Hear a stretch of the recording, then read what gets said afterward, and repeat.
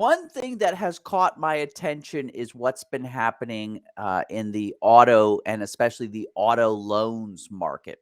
So we know that there was this problem with getting new cars manufactured. Mainly, there were all these cars lined up at the manufacturing facilities for like GM, Ford, everybody across the board, and they were missing these semiconductor chips, right? Because the although modern day cars, they run on computers just like everything else in our life does.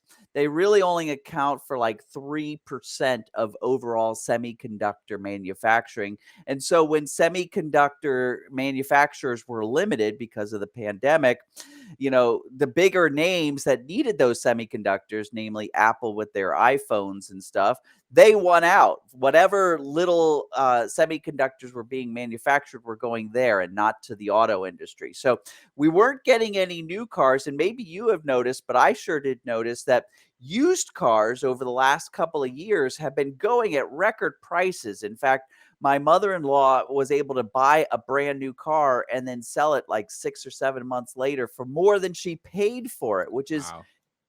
insane. But used cars have been going for a fortune, and all of a sudden, right, the loan companies now, good thing you pointed out about the 2008 mortgage subprime issue. This was huge, right? Because all of a sudden the mortgage companies, they weren't as regulated as they had been maybe 10 years earlier, and so they were giving people mortgages for houses, and that caused a huge collapse because they were giving people who maybe didn't qualify for mortgages, and then those people couldn't pay it back, and then all of a sudden this housing bubble started to burst, and so they were on the line for more money than the house was worth, and they were questioning whether they should pay it back or not because the house wasn't worth that.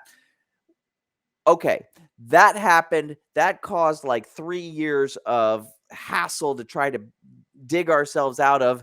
They came back with stronger regulations, so it's more difficult to give housing loans, but those regulations didn't hit the car industry, right? And so we've been seeing loans going out to just about anybody who wanted it for up to like 125% of the value of the car to pay for taxes and destination fees and whatever else the person wanted.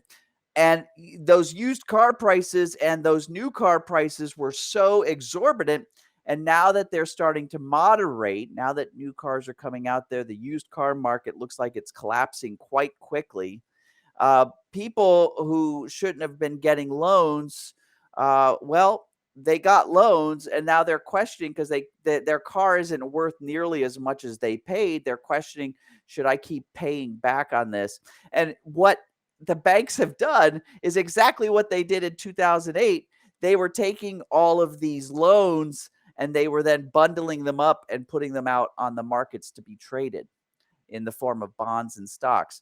So you're gonna this isn't nearly as big as 2008, but the auto loan business is 1.7 trillion dollars, right? And so, you think about the Fed buying and selling bonds at $40 billion and how much that affects the market. Imagine what's going to happen if $1.7 trillion starts to go in default. It's not going to be nearly as big as what happened in 2008, but it is going to affect it. We're going to see car stocks being affected. We're going to see bank stocks being affected. And I'm watching this closely because right now, with the used car prices and the new car prices starting to moderate and drop, we're starting to see a lot of defaults in those auto loans. So keep your eye on this space.